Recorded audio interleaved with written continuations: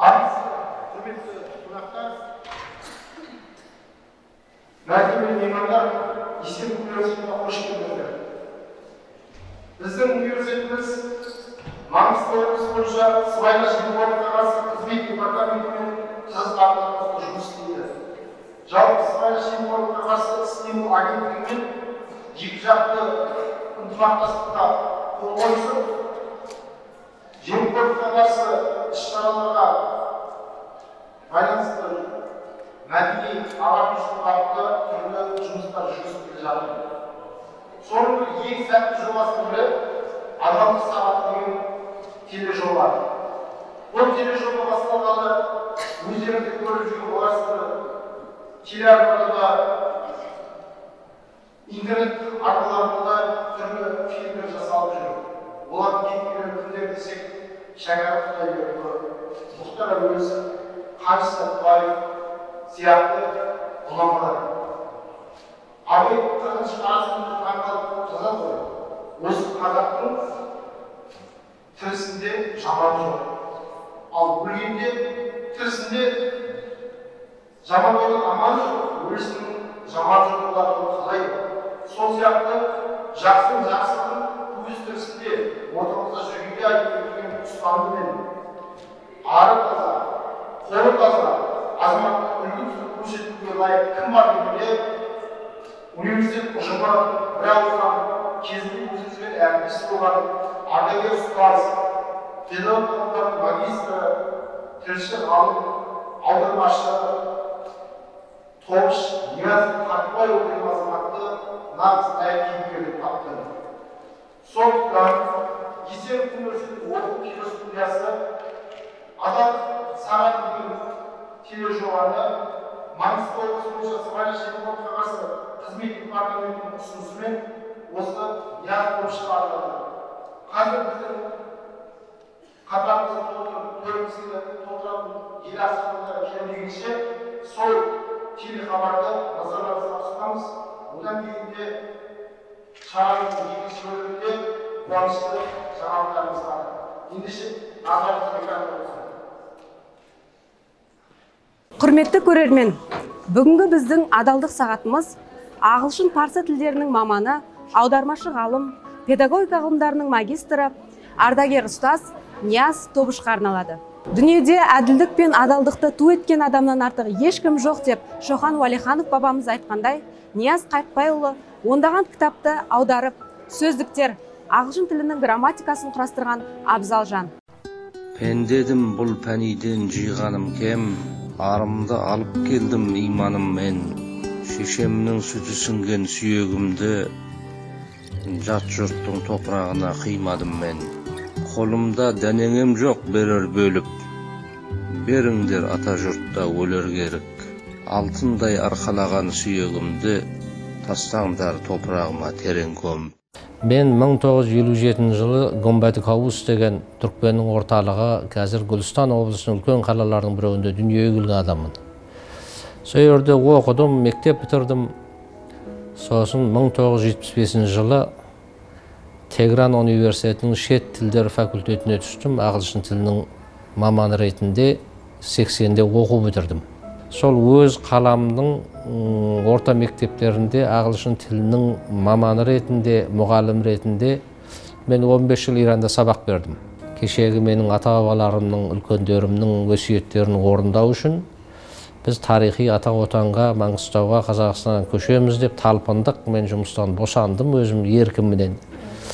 92-де ме әлде 93-те ме Мырзатай Жолдасбеков ағамыз, ғалым ағамыз келіп, Иранда бірінші рет Тегранда Қазақстан Республикасының елшілігін ашты, араласып жүрдік. Солардың көмегіменен Нұрсұлтан Назарбаев атамыздың өзі Иранға барды. Екі елдің келісім шартыменен мен ең алғаш көшпен кемеменен 95 жылдың қазан айының 4-інде тарихи өз отаныма келдім. Мен сол 95-тің желтоқсанынан бастап бірінші шағын ауданда орналасқан гуманитарлық лицей деген лицейге ағылшын тіл маманы ретінде жұмысқа тұрдым, сабақ бердім. Сосын Алла бұйырып 2001-дің қыркүйегінде Есеновке жұмысқа келдім. чет тілдер ол кезде кафедрасы болатын еді, сосын кейін тілдер кафедрасы болды, тілдік пәндер кафедрасы деген. Соған 15 жылдай сабақ бердім. Енді соңғы кезі осы 5-6 жылдай болды. Мына Мұнайлы ауданының кешкі мектебінде Маңғыстау 4 деген ауылда сабақ беріп жатырмын. Ирандағы қызметіңіз, қоғамдағы жұмыстарыңыз атқарған, солар туралы айтып берсеңіз. Иранда өзімді мен қазақ деп танығаннан кейін, шамасы 15 жасымнан шығар, ол кездегі енді спорттың жалғыз бір түрі елдің ішінде өте дамыған еді, футбол деген. Біздер қазақ командасын құрғанбыз кезінде. Сол қаламыздың ішінде талай жерлерде Азербайжан ба, ол түркмен ба, ол басқа ұлт ба, солармен талай сайысқа түсіп, жақсы жетістіктерге жеткен кезінде күндеріміз болды. 89 жылы Иранның үкіметінің декадасы болып жатты 10 жылдығы. Сол 10 жылдыққа біз не жасаймыз? Иранға барғанымызға 60 жылдай болып қалған екен сол кезде. Сонда мен өзі қазақтың өнерін, өзіміздің ойын, сауық, садақаларымызда болмаса айтылмайтын дүниелерді сахнаға шығарайын деп жан-жақты жанталасып тырыстым. Сол кезде менің қолыма бір журнал келді. Журналдың былай мұқабасын ашқанымда адамдар тұр екен әдемі қазақи шапандарымен домбырасын ұстап. Сонда менің өзімнің бұрын соңды істемеген бір ісімді істедім. Осы жақтан барған бір түйір домбыра бар еді, жігіттердің біреуінің қолында, соны рұқсатын алып, былай қақпағын ашып, шанағын қарап дегендей ақ, өз қолыммен бір айдың ішінде мен 10-ға жақын домбыра жасадым. Ал енді бұдан мақсат не? Мұдан мақсат барғанымызға 60 жыл болды. Қазақ тілін сірә оқи алмаймыз, жоқ, қазақ кітабы жоқ, мектеп сірә жоқ. Сондықтан осылар өзінің арғы болмысынан, қазақи жүріс-тұрысынан айырылмасын деген оймен мен осы дүниеге кірістім. Өзіңіз жазған, аударған, құрастырған, зерттеген ғылыми және ғылыми көпшілік әдеби еңбектеріңіз туралы айтып берсеңіз. Мен өзім ақындық немесе жазушылық қабілетім жоқ. Мен аударатын бір нәрселер аудара аламау деген оймен 2004-те қолыма қалам алдым.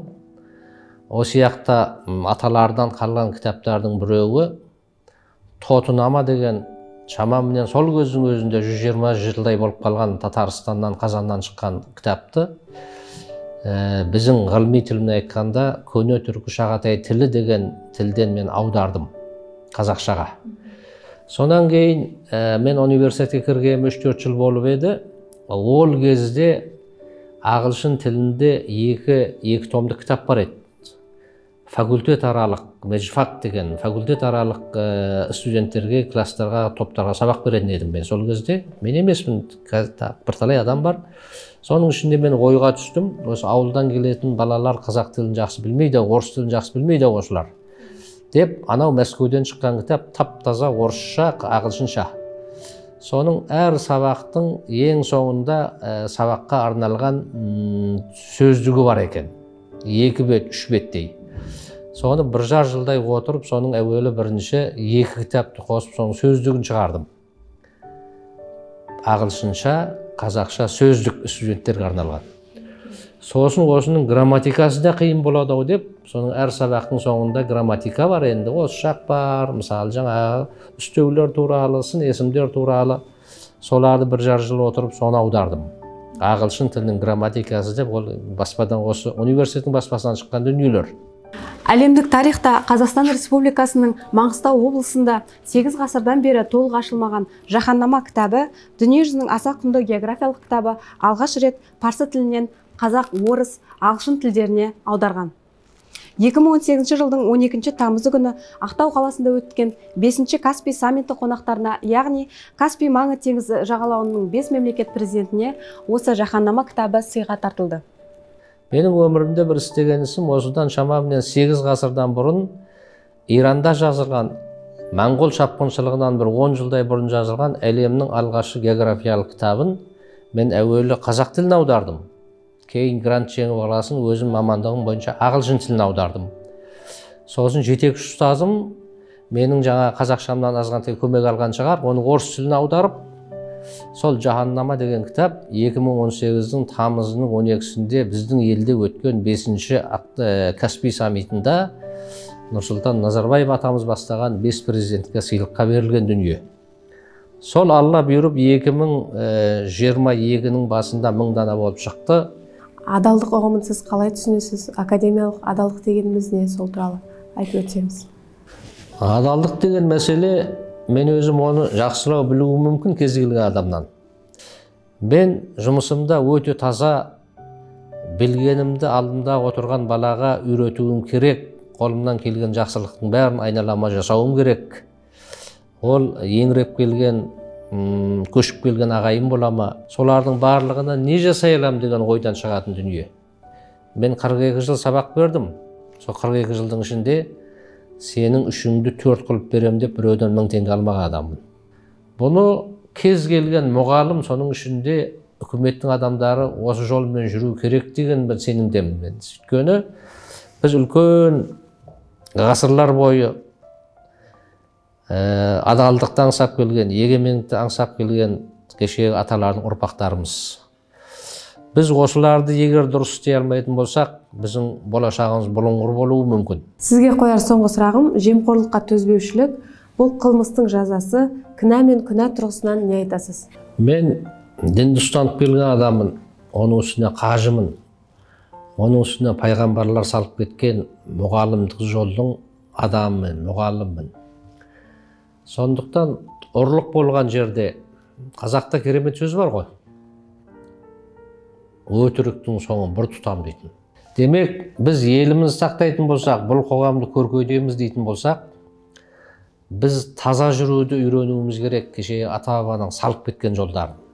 Өйткені кешегі біздің аталарымыз неге сенген? Олар көшіп қонып жүргенде, олар осы дүниенің қиындығын көп көргеннің өзінде ата-бабаның салтынан, соның салып кеткен діни жолдарынан арылмаған адамдар. Демек, біз бірте-бірте келеміз бе, бірден келеміз бе, әйтеуір 5 уақыт намазымызды оқымайынша, адал арамның парқын айырмайынша, біз өлеміз ғой бір күн, шайтан емес, біз өлгеннен кейін басқа өмір бар. Ол өмірде тірілгеннен кейін Алла деген құдіреттің алдында біз жауап береміз деген ұғымға біз жетпесек, жемқорлық деген, ұрлық деген, олар бір қалмайтын дүние. Меніңше. Қадірменді достар, адалдық сағатының кезекті саны ардагер ұстаз бар ғұмырын ұстаздық етуге арнаған ғалым Нияз Тобышқа арналды. Оның еңбектері өскелең ұрпақтың алтын қазынасына айналары сөзсіз. Ардагер ұстазға болашаққа қойған жоспарларының орындалуын және де ұзақ бақытты өмір сүруін тілейміз. Кез келген қазақ сөйлеуге тілі ұзын, ал бірақ оған сөзіне ісі сай адам табу оңай емес.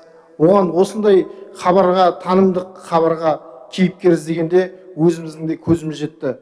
Ал енді осы деректі тележобаның шығуына себепші болған Маңғыстау облысы бойынша сыбайлас жемқорлыққа қарсы қызмет департаментінің бас маманы Құспанова Ханшайым Оралбайқызы ұжым атынан бір лебізін білдірсе, қарсы алайық. Қайырлы күн, бүгінгі жиынға қатысушылар, осы жерде ұстаздар отыр. Бүгінгі адалдық сағатын көріп отырып, біздер арамыздағы Нияз Тобыш ағамыздың кейінгі ұрпаққа қандай өнегелі іс қалдырып отырғанын және осы ұрпаққа айтатын қаншама әңгімелер бар екенін көріп отырмыз. Рахмет сіздерге, Есенов университетінің ұжымына осындай әдемі ғана қысқаша деректі фильм арқылы өсіп келе жатқан өскелең ұрпақты әділдікке, адалдыққа, шыншылдыққа және осы адал еңбектің нанын жеуге тәрбиелеп жатқан бағыттарыңыз үшін рахмет. Сондықтан сіздердің әрбір істеріңізге, бастамаларыңызға сәттілік тілейміз. Мына Абайдың бір сөзі бар ғой, мен кіммін, қайда барам, кім болып өттім деп. Сол айтқан әрбір азамат осы сұрақты өзіне қойып, осы сұраққа жауап бере алған жағдайда ғана әрқайсысы осы мемлекеттің бір кірпішін қадайтын адал тұлға болып қалыптасатынына сенімдіміз. Бәрекелді. Университетімізде сыбайлас жемқорлыққа қарсы, жалпы жемқорлыққа төзбеушілік бағытында ағартушылық танымдық іс-шараларды үнемі насихаттап келе жатқан Гүлсара Жолдасбаева, Ізтұрғанова, Гүлжан Ізтұрғанова, сондай-ақ бүгінгі хабарды жасаған біздің баспасөз хатшымыз Замира Пулатова арамызда отыр. Қошеметтеп қояйық. Енді бүгін бір емес екі туындының тұсаукесері болғалы отыр. Бүгінгі шарамыздың бірінші бөлімін аяқтай отырып, екінші бөлімді таныстыруға рұқсат етіңіздер. Сіздерден сүйінші сұрайтын жаңалығымыз, мына хабар әлі эфирге шыққан жоқ, сіздер тұңғыш алғашқы көрермендерсіздер. Сол сияқты әлі сиясы да кеппеген баспадан жаңа шыққан кітап қолымызға тиіп отыр. Бұл кітап оқулық ретінде оқушыларға да, студенттерге де, жалпы ағылшын тілін оқып үйренгісі келетін кез келген оқырманға арналған туынды. Ендеше ағылшын тілінің грамматикасы атты кітаптың авторлары, тілші ғалымдар, аудармашылар, ерлі-зайыпты автор Нияз Тобыш пен Жұмагүл Пилтанды құрметпен ортамызға шақырамыз. Нияз Тобыш, оқулық авторларының бірі Нияз Тобыш осы Есенов университетінде ұзақ жылдар жұмыс істеді. Ал жұбайы Жұмагүл Пилтан әлі де Ақтау қаласындағы 28-ші мектепте жемісті жұмыс істеп келе жатыр. Ендеше осы жаңа кітапты парақтамас бұрын, тұсауын, яғни лентасын қиып тегін шешпес бұрын, осы кітапты оқыған алғашқы рецензенттер ретінде университетіміздің білім беру факультетінің деканы, педагог ғылымдарының кандидаты, доцент Озғанбаева Райхан Өмірзаққызының пікірін білейік. Қайырлы күн, құрметті қонақтар, құрметті әріптестер, студенттеріміз. Баршаңызға бүгінгі осындай керемет кешке жиналғандарыңызға рахмет айтам. Жаңа айтылып кетті, ағылшын тілінің грамматикасы деген оқулықтың бүгін тұсаукесері деп. Алғашқы кітаптың, алғашқы адамдардың бірі болып біздің қолымызға тиді. Қарап шығып, қазақ балаларына әсіресе тілді үйренуге өте жақсы құрал деп айтқымыз келіп тұр. Кітап 25 бөлімнен тұрады екен. Ағылшын тілінің қыр-сыры, әрбір грамматикасына тоқталған ережелер, жаттығулар берілген екен. Енді Нияз Тобыш және Жұмагүл Пилтан деп жатырмыз. Бұл кісілер екеуі де тіл мамандары, аудармашы деп жатырмыз. Сондықтан тілді үйретудегі тәжірибелер мол адамдар деп есептеймін. Жаңа жақсы деректі фильм қарап өттік. Нияз Тобыш ағамыздың өткен іздеріне көз шалдық. Қаншалықты аударма жұмыс жүргізгендерін, қаншалықты осы тілді балаларға беруде, үйретудегі тәжірибесімен таныстық. Енді баршаңызға осы адам баласы қанша тіл білсе, сонша бай деп есептелінеді. Әрине өз тілімізді, қазақ тілімізді құрметтеуіміз керек, оны білуіміз міндеттіміз, одан кейін қалған тілдерді үйрене беруіміз керек. Ағылшын тілінің енді қаншалықты маңызды екенін де айтылып жатыр әр жерде. Себебі қазіргі заманға, заманауи құрылғылардың өзі ағылшын тілінде. Мысалы, мен көбіне мына жерде студенттер болады екен деп көп мысалдар айтып келіп едім. Енді көбі үлкен адамдар өздеріңіз де білесіздер. Ағылшын тілінен көптеген сөздер қазақ тіліне еніп жатыр, орыс тіліне еніп жатыр. Enter деп айтамыз, enter деген енгізу, вводить. Біз оны барлығын автоматты түрде ағылшын тілін үйреніп жатырмыз. Сондықтан енді ағамызға үлкен рахмет айтамыз. Еңбегіңіз жана берсін. Болашаққа деген балалардың ынтасын ашыңыз тіл үйренуге. Сіздің осы оқулығыңызды қосымша құрал қылып біздің студенттеріміз оқыса, ол бірден бір жақсы болады, нұр үстіне нұр болады. Жұмыстарыңызға сәттілік деймін. Ағайындар, туыстар, қош келдіңіздер. Баршаңызға рахмет айтам. Кітап енді үлкен өмірге, біздің студенттеріміздің өміріне жол басшы болсын, қолғабыс болсын тіл үйренуге. Бұл енді өздеріңіз баршаңыз білесіздер, Есенов университеті деген бұл үлкен киелі шаңырақ. Осы өңірдегі жалғыз жоғары білім беретін, балаларды тәрбиелейтін болашақ ұстаздарды, басқа да болашақ мамандар дайындайтын киелі шаңырақ. Сондықтан осы шаңыраққа қош келдіңіздер. Балаларымызға да, әріптестерімізге де үлкен өмірде, сапарда сәттілік тілеймін. Жолдарыңыз ашық болғай. Кітап авторларының бірі Жұмағұл Пилтан апайымыз ел ағаларының алдына шықпаймын деп ибалық танытып жатыр.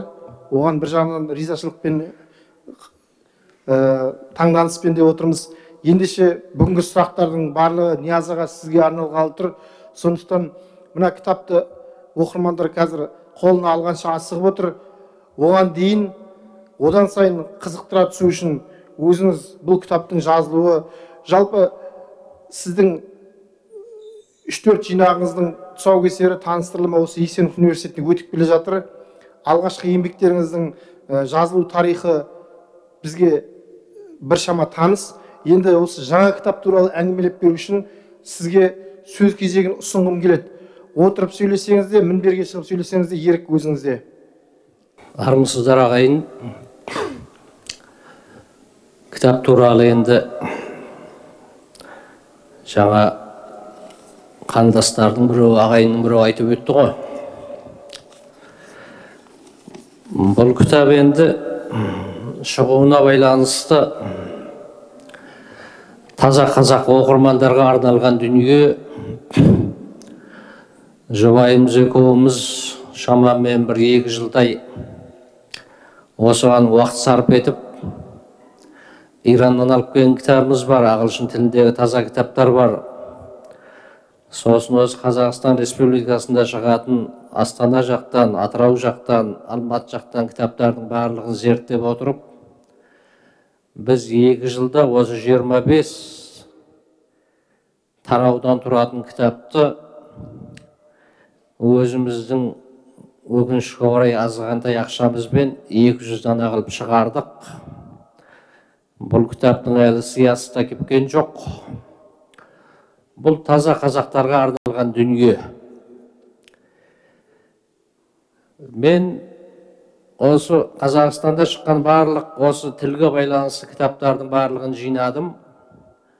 Соның өкінішке орай бір жер жақсы болса, бір жер келіспей тұратын дүниелер болады. Сондықтан не істеуіміз керек осыны? Осыны ешқандай кемшілігі болмайтын дүние шығарайық деп, жаңа айтып өттім ғой, бірнеше кітапты қарап отырып, соны жаздық. Азғантай тиражбен шықты. Мұны Алла бұйырса қолдарыңызға тиеді. Пайдалана аласыңыз. Бұл жалпы ағылшын тілін үйренем дейтін адамдарға, ағылшын тілін сабақ берем деп жүрген адамдарға, сабақ беріп жүрген адамдарға, ағылшын тілімен байланысым болады дейтін адамдардың барлығына арналған дүние. Бұл оқулық емес, бұл оқу құралы. Мен бір-екі нәрсе айтып келгім келеді осы жаңағы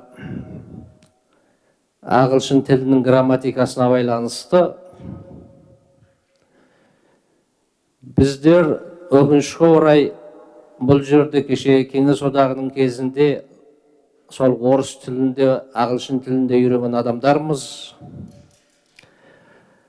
Бірталай нәрселерімізді өкінішке орай орысша айтамыз. Соны таза қазақша қыламыз деген оймен мен талай адамдардың алдына бардым.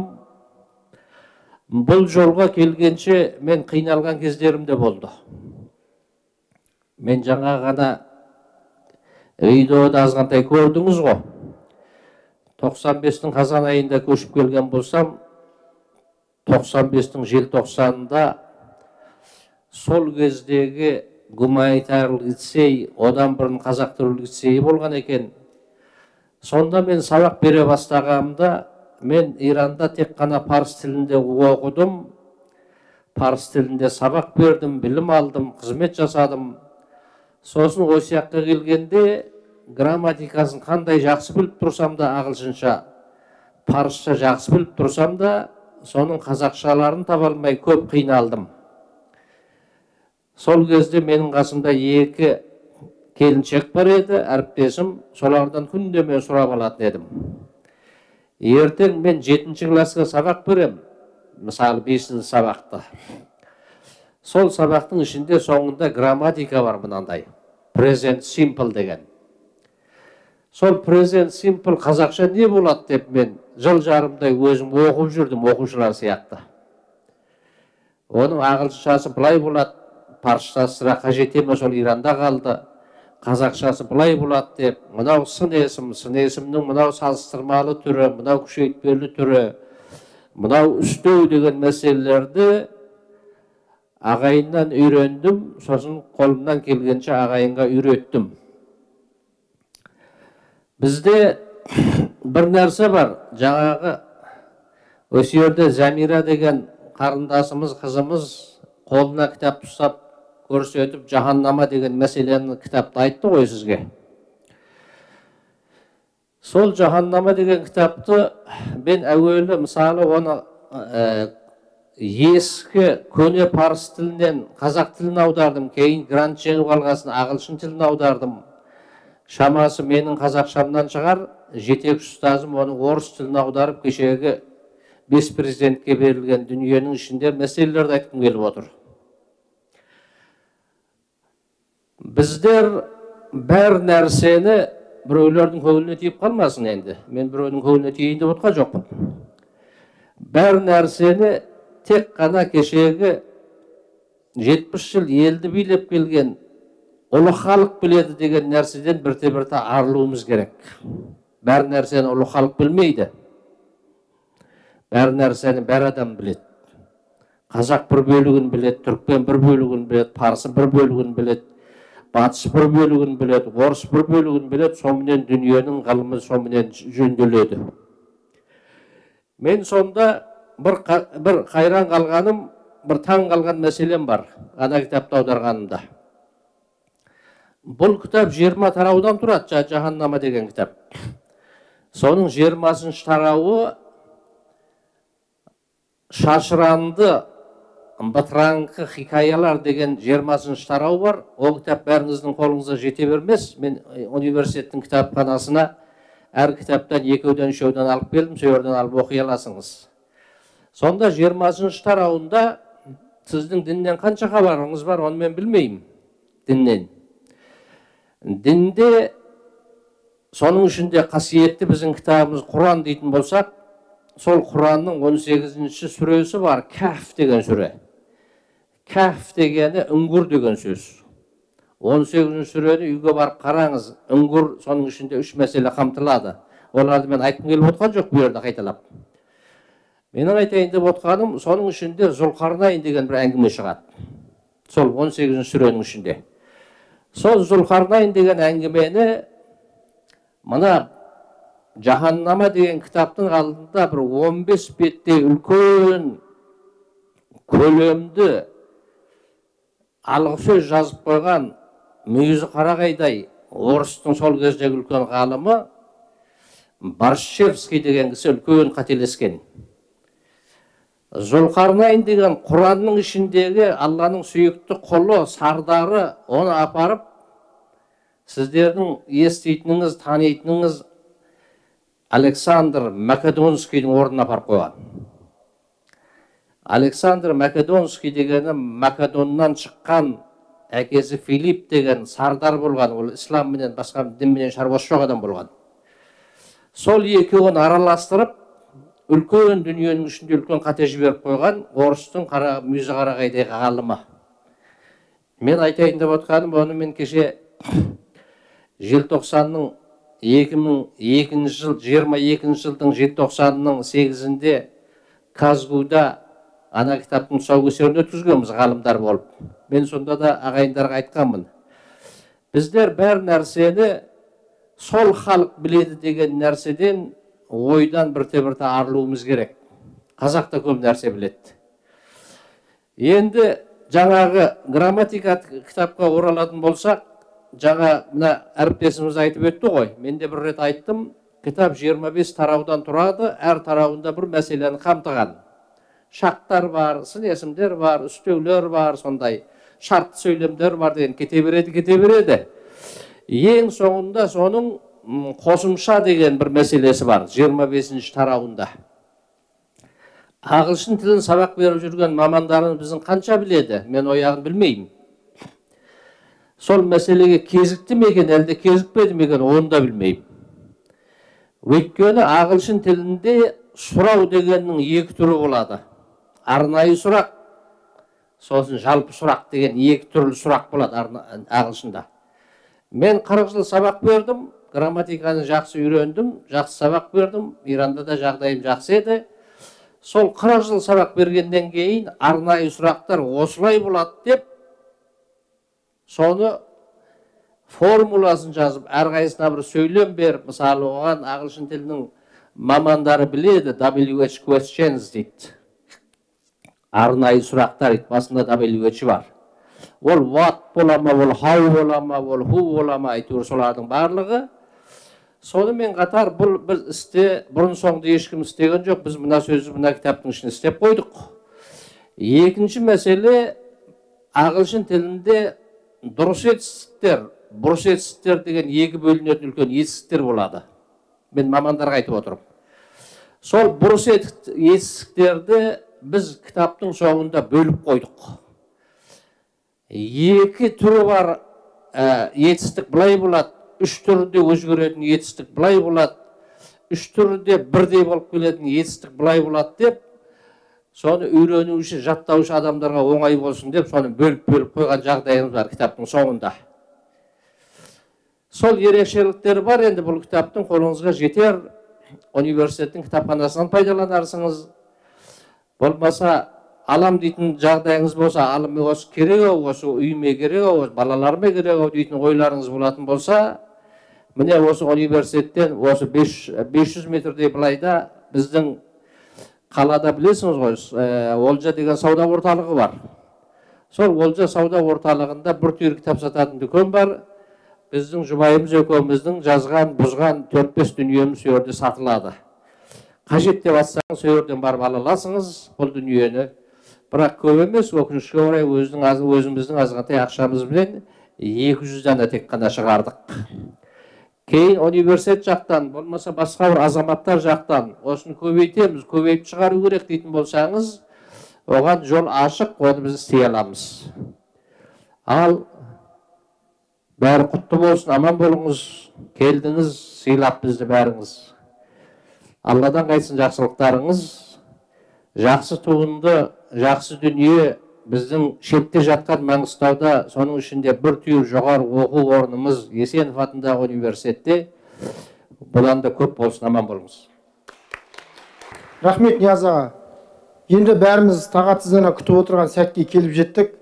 Біз ортаға ел ағалары, қаламгер, руханияттанушы, гидрогеолог маман, заңгер, 8 қырлы бір сырлы азамат Базарбай Абдрахмановты шақырамыз. Және ақсақал жас үлкен кісіні ортаға шақырып, ал қошеметте отырайық. Жаңа шыққан кітап, дүниеге жаңа келген сәби сияқты қадамы құтты болсын, оқырманына жол тартып жатыр. Ізгі ниетті оқырмандардың қолына тисін. Осы кітапты алған оқушының, баланың, студенттің зейіні ашылсын, тіл үйренуге қабілеті арта берсін деп тілейміз.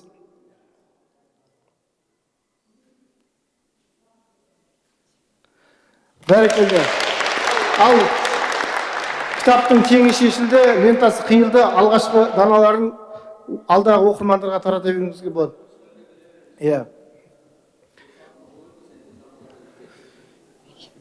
Енді бүгін мереке бір емес, екі туындының тұсауы кесіліп жатыр. Осы кешке келіп қатысушы құрметті қонақтардың лебізін тыңдасақ дейміз. Ассаламу алейкум, жамағат. Бисмиллахир-рахманир-рахим. Мен енді өзімді таныстырып өтейін. Есмім Абдулла, ұрым Қаржау Абдулла. Мен азғантай Нияз Қажының бір өмір баян дейма, биографияны айтып өтейін. Біз осы жаңылыспасам 6-7 жасымыздан бірге Нияз Қажыменен дос, сырлас, мұңдас болып қатарласып өсіп келетқан жайымыз бар. Нияз Қажы да марқұм атамыз қартпай өмірден өзіп кетті. Мен де әкем 9 жасында өзіп жетім қалдық. Шешелеріміз, аналарымыз берекеден болды. Айшым мамамызбенен менің мамам Шарқат.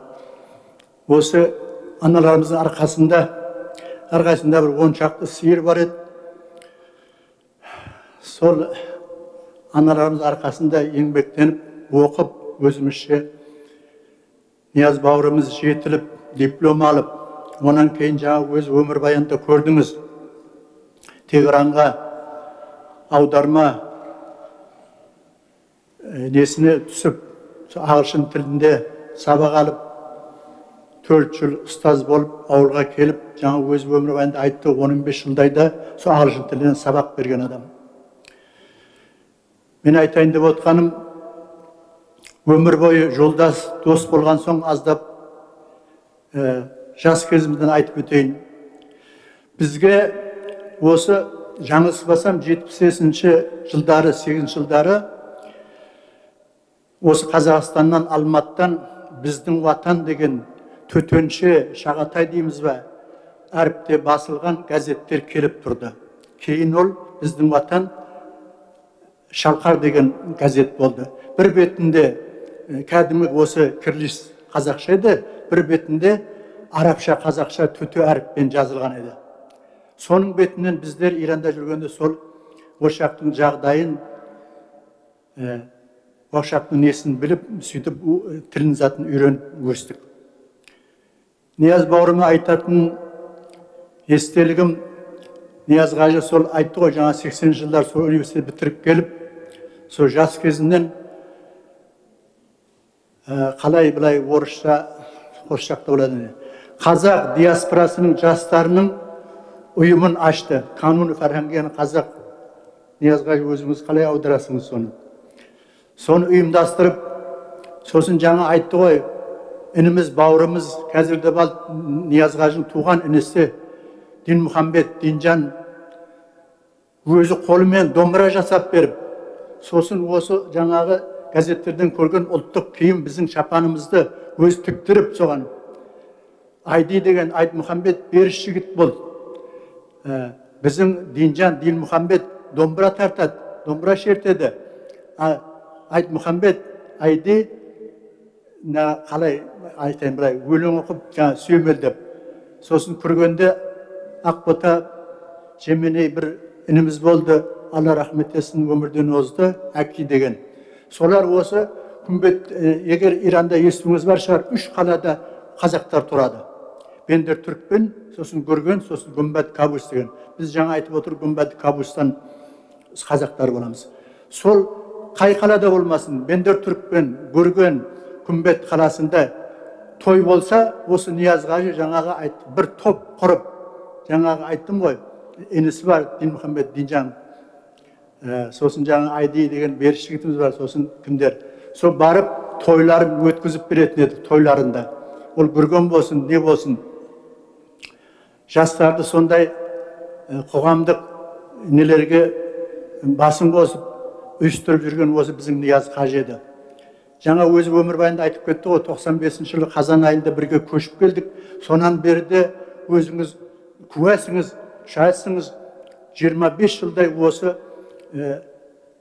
неде университетте нелерде сабақ көріп, ағылшын тілінен ұстаз, ғалым. Жақында да өзіңіз куә болған шығарсыңыз, Жаһаннама деген 700 жыл, 600 жыл, 700 жыл мұнан бұрын тісі батпай жүрген, соны қазақшаға аударып, жаңа өзі айтты ғой, кейін орысшаға, ағылшынға аударған осы біздің Нияз Қажы бауырымыз. Онан бұрында өзіңіз куә болғансыңыз, мына Жұмаш қарындасыңызбенен мінеки ағылшынша, парысша, қазақша, тілашар деген кітабы өзіңіз бұрын тұсаукесер болды, 10 жыл мұнан бұрын. Осы кітапты да осы кісі жолдасыменен Жұмаш Нияз Қажы аударған мінеки. Осы баршыңыз, мен қазір университетке осыны табыс қыламын. Көп рахмет, тыңдарыңыз көп сөйлеп кеттім ау деймін, иә. Айтайын дегенім, Нияз бауырымызға табыстар тілейміз. Алла өмір берсін. Сіздерге де Алла жақсы тыныш өмір берсін. Сіздерге көп рахмет тыңдарыңызға. Қазақшадан ішінде сөзіне бәрекелді. Ағамыз құнды кітаптар табыс етіп жатыр біздің университетіміздің кітапханасына. 95 жылы Тегераннан шыққан кітап парсы тілінің жолашары деп аталады. Рахмет, төрімізге жайғасыңыз. Бұл кітаптар енді кітапхана қорына қосылып, студенттердің, жалпы оқырманның, әріптестеріңіздің игілігіне асады деп есептейміз. Сен неткен бақыттыдың келер ұрпақ деп Қасым Аманжолов жырлағандай, шүкір бақыттымыз туған елімізде, атамекенімізде. Ал Нияз Тобыш ағамыз жаңа жерлестерді айтып жатыр, өзі де естелігінде айтты телехабарда. Иранда жүргенде осы жоқтан бар жасап, домбыраны қолдан құрастырып, ыңылдаған аталарының даусынан күйдің сазын шығарып, сөйтіп қазақ деген ұлттың дәстүрі өлмесін, ұлттық аспаптары өлмесін деп жаңғыртқан кісі. Қалай риза болмайсыз, қалай құрметтемейсіз осындай ықылас ниетіне? Міне елге ел қосылса құт деп 30 жылға жуықтапты ата қонысына оралғалы ағамыз оншақты кітап шығарып, елдің рухани қазынасын арттырып байытып отыр. Ендеше осы руханият жолындағы әріптестері, өмірдегі ағасы, ізашар ағасы Базарбай Абдрахманов ағамызды тыңдағымыз келеді. Еңбек ардагері Базарбайға мінберге шақырамыз. Ассалаумағалейкум, құрметті жамағат. Нияз Тобыштың бүгінгі тұсаукесері өткізіп жатқан кезі де өте бір сәтті, өте бір қасиетті күндердің біріне келіп тұр. Алдында жаңағы осы жұмысты, кездесуді, тұсаукесерді барлығын жоспарлаған кезінде, жоспарлаған Бақтыбай ініміз сізге көп рахмет. Себебі мына мұсылманның күнтізбесінде 3 қасиетті ай бар: Ережеп айы, Шағбан айы, Рамазан айы. Міне осы сол қасиетті 3 айдың екіншісі Шағбан айының алғашқы дүйсенбісі күні міне келіп тұр. Барлық жасалып жатқан игі жұмыстардың барлығы құтты болсын дегім келеді. Әрі істелген сіздердің ұйымдастыруға қатысып жасаған жұмыстарыңызға Алла тағала сауаптар жазғай. Жұрт мына жерде категорияға бөліп айтып жатыр ғой. Мына кісі жаңағы шығаруға, мына кісі демеушілік, тағы бір нәрсе деген әрқайсысын категорияға бөліп ататын болатын болса, мен Нияздың оқушыларының ішінде сақалдысы мен шығармын шамасы. Себебі олай деп айтатын себебім, Нияз ең алғашқы келген кезінде біздерге осы намазға жығып, намазды үйретті. Ол бір. Екіншіден, мына Құран-ы Каримді оқыған кезінде алфавитін, сол фарсының несіменен сол екеуін қатар үйретіп, біздің енді соны оқуда, бастауда тағы басқа біздердің кемшіліктеріміз көп болды. Сол бірақ сөйте тұрса да, әй, сен мынандай жүріс тұрысың, менің қалай сен намаз оқымақшысың, не болмаса қалай сен Құран оқымақшысың деп критика айтылған жоқ. Соның арқасында ұстаздығының шеберлігінің арқасында біз оның шебер ұстазы өсе келе оның жаңа руханият саласындағы ақылдышысы бірге көмектесіп, бірге жұмыс жасайтын болатын, жасап кеттік деуге болады. Себебі мен 4-5 кітап шығарған болатын болсам, сол 5 кітаптың барлығында да Нияздың көмегі зор. Әсіресе руханият саласына келген кезінде солардың айтылуы, кеше соңғы шыққан кітабымның ішінде Аталар аманат деген кітабым шықты. Сол кітабымның жазылып соңында түсіндірме сөздік деген бір нәрсесі бар. Осы түсіндірме сөздік дегенде жаңағы кітапқа кіргізу, соларды қалай қою, қалай әріптеу, ол фарсы тілінде қалай оқылады, мағынасы қалай болады деген сияқты көптеген жұмыстарды бірге атқардық, соларды бірге жасадық. Ол үшін Ниязға да, Жұмашқа да көп рахмет.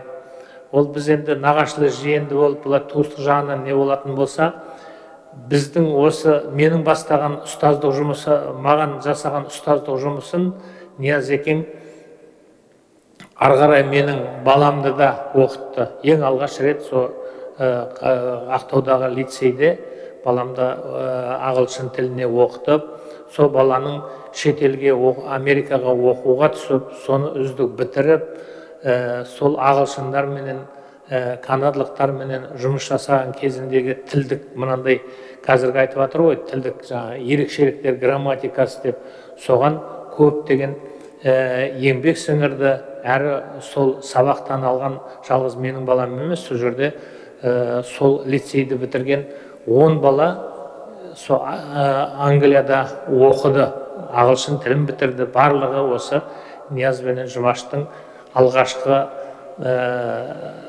тәрбиесін алып, соның оқыту принциптерін ары қарай үйреніп, жүзеге асыру жөнінен жақсы өнерге алып келді деген келеді. Бұл екінші бағыты. Үшінші бағыты, бұның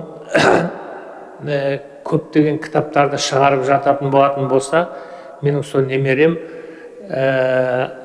балам енді өзі немеде оқыды ғой. Енді немерем де осындай жаңағы ағылшын тілін оқып, қазір Америкада оқып жатыр. Сол оқып жатқан кезінде Жаһаннама деген кітаптың алып кетіп, сол жақта сол Жаһаннаманы оқытып, басқа жақтан келген жаңағы шетелдік студенттерге таныстырып айтса, аналар айтатын көрінеді. Қой, мүмкін емес, қазақ деген далаға шықты дейсің бе? Сендер шығар бірінші рет шығып атқан дүниеге деп та.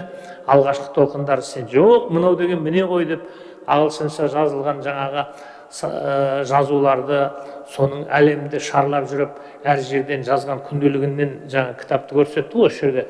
Сол кітаптың ішіндегі көрсеткен кезінде тек қана мына өзімен бірге оқып жатқан балдар емес, сол университетте сабақ беретін ұстаздардың көпшілігі осы қазақ деген халықты естігені болмаса, тіпті олардың барлығы маубас, тек жаңа ағылшыншаны, дүниені жаңа рет көріп атқан деген сияқты дейді. Сол себепті мен осы өткендегі конференция кезінде де, басқа кезде де осы Нияздың сол аударған еңбектерінің керемет бір ар жағында үлкен дүние бар екендігін, қазақтың даласының ол әлемге танылуы тек қана бүгінгі ұрпақтың келесіздігінен емес, ар жағында біздің ата-бабаларымыздың көптеген еңбек сіңіргенін қайтадан тірілтіп, соны әлемге қайтадан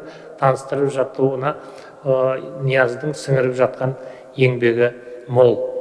Сосын бүгінгі жаңа шыққан кітаптардың ішінде Тотынама деген кітапты сендер көрдіңіздер. Бұл Тотынама мың бір түн сияқты біз мектепте оқыған кезінде, оны былай қарай алып келіп жатқан кезінде біз ойлайтын едік, бұл ертегінің ішінде бір, может быть, бір сөйлем, я болмаса бір сөз шын шығар, қалғанның барлығы жаңағы алып келген ненің жазушының бір қиялынан туған бір туынды ғой деп. Бірақ бүгінгі біз енді қазір өмір сүріп, соның барлығы жүзеге асып келе жатқан кезінде жаңа мен айтқан қасиетті айдың 3 қасиетті айы бар деп айттық қой. Соның алдындағы Ережеп айының 27-ші түні Миғраж деп аталады. Асра Миғраж. То есть пайғамбарымыз Мұхаммед саллаллаху алейхи саламның қапелімде құртта ғана бір азғантай уақыттың ішінде Меккеден Иерусалимге баруы, Иерусалимнен 7 қат көкке көтерілуі. Сол кездегі айтылған әңгімелерді ол әртүрлі кітаптарда әртүрлі қылып баяндап не қылады, бірақ соның барлығы шындық, соған Алланың кереметі болып жататындығын біз көбінде материалистік көзқараспенен өскен адамдардың көңілі көп мына жерге нете бермейді, байқай бермейді, сезе бермейді. Соған мысал ретінде міне кеше сіздермен біздердің куә болып жатқан Түркиядағы жер сілкіну кезіндегі барша жұртты таңғалдырған нәрсе бір 4 жасар, бір 7 жасар, бір ұл, бір қыздың үйінді астында қалып, сол жердегі үйіндіні ары қарай трактормен қазбаңдар, қолмен қазыңыз, астында 2 бала бар деп бір әйел келген кезінде әйелге сіз былай тұра тұрыңыз, біз өзіміз ашамыз, сол болғасын көрсетеміз, балаңызды сөйлесесіз деп былай қарай сыр жібереді, ана балдарды ішінен қазып айтқан жерінен балдарды шығарады. Сол балдарды шығарған кезінде балдар бүкіл әлемге айтып жатыр, бізді тамақтады біреу келіп. Ол тамақ түгіл, ол жерге ауаның келу келмеуі неғайбыл, себебі көміліп қалған жер. Екіншісі, ана бала да тағы бір нәрседе, жаңа бізге көрсетті, тамағымыз тоқ, жан-жағымыздың барлығы аман деп күтуші адамдардың белгендігі болғандығы ол жерде болмағандығына біз кәміл сенеміз. Олар алдауды білмейді, бізді күтуші болды дейді осы жерде. Ол енді соларды апарып машинаға орналастырғаннан кейін манағы көрсеткен әйел қайда? Әйел жоқ, ешкім қайда кеткенін білмейді. Сосын балдардың өзіне сұрасап, мамаларыңыз қайда десе, үлкен бала айтады, менің шешемнің қайтыс болып кеткеніне 5 жыл болды, мен 2 жасымда қайтыс болды дейді. Алдында ол мен шешесімін деп ананы айтты да, жаңа айтқан кезіндегі әйел. Міне біз Алла тағаланың кереметін біз телевидение неге кәдімгі күнделікті іс барысында көре отырып, пайғамбарымыздың кезіндегі Миғраждың, Исраның болғандығына айтылған әңгімелердің барлығына біз дәл сол кездерде соны өзіміз заманымыз қанша жыл, 440 жылдан кейін біз соның куәгері болып отырмыз да. Міне осындай нәрселерді не болмаса мен өзім 3 рет қажылыққа бардым, 1 рет Иерусалимге бардым. Сол Иерусалимде пайғамбарлар үңгірі деген үңгір бар. Үсті неменен жауып қойған, куполменен жауып қойған. Сол куполдың ішіне келгеп бісміллә деп қол тигізген кезінде жаңағы көзіңнен жас парлап ішінде отырған кезінде менің көзіме қалайда Бекет атаның ішіндегі отырған сияқты болып кеттім. Не үшін? Себебі Алла тағала енді Бекет аталар ол жаққа барды деген еш жерде ешқандай не жоқ. Ал көрмеген, білмеген нәрсесін қалай Бекет атамыз осы жерде жер астын үңгіп, дәл сондай копия қылып мешіт салды.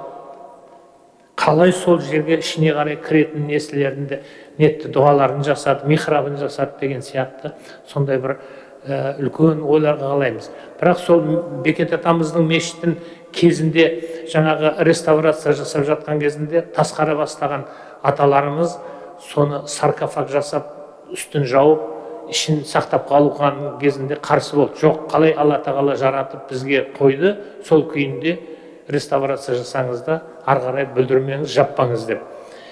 Расында да Бекет атаның басына барып, Шопан атаның басына барып зират жасаған кезінде ана Иерусалимдегі Ибрахим пайғамбар рази Аллахтың, сосын жаңағы Мариямның үңгірлеріне барғаннан кейін, сыртында үй тұрғаннан кейін адамның түйсігіне ол анандай қылып әсер етпейді. Ал Бекет атаның ішіне келген кезінде аналардан вроде далада тұрған сияқты, ал несі әсері деген керемет.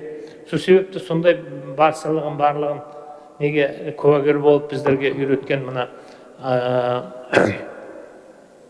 Нияз ұстазға көп рахмет. Тәңір жалғасын, жұмыстарыңыз жемісті болсын, кітаптарыңыздың оқырмандары көп болып, алғысқа бөлене беріңіздер.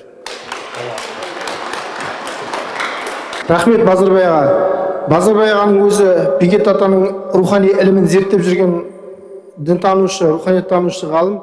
Ол кісінің де осы зерттеулеріне Нияз ағамыздың еңбегі әсер еткенін жақсы айтып өтті.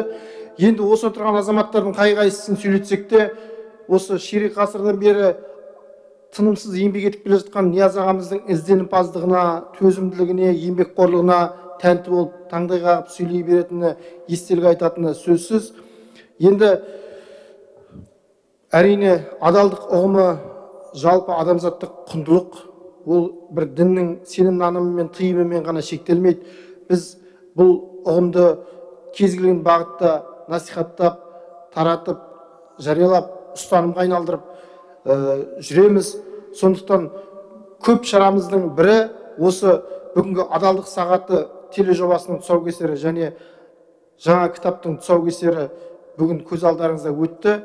Екі туынды да құтты болсын, болашағына сәттілік тілейміз. Нияз аға, бүгінгі шараны қорытындылай отырып, өзіңіздің лебізіңізбен аяқтасақ. Микрофон. Менен жаңа сөйлеп өттім ғой, ағайынға жағдайымды айттым. Кітаптың қалай аударылуы, мұл кітаптардың істелуі дегендей. Оны кейінде біліп жатарсыңыз, керек деп атсаңыз, мына ағайынның түсіріп атқан суреті бар, видеосы бар дегендей, олардан да кейін көруіңізге болар. Келгеніңізге рахмет. Жаңа Қажекең айтып өтті ғой, қасиетті айтып отырмыз пайғамбарымызға арналған. Сол пайғамбарымыздың айдың шапағат дейсін бәрімізге, аман болайық. Біздің университеттің, шетте жатқан университеттің берері көп болсын ағайын. Аман болайық бәріміз. Сау болыңыз. Рахмет. Ендеше кітап авторлары Нияз Тобыш пен Жұмағұл Пилтанды бүгінгі жаңа жинағының жарық көруімен құттықтай отырып, сондықтан алдағы жаңа табысты, қуанышты жаңалықтарда жүздескенше баршаңызға алғысымызды білдіреміз. Нияз аға, бүгінгі кеш сізге шабыт сыйласын, алдағы жаңа туындыларыңызға да сәттілік тілейміз. Рахмет.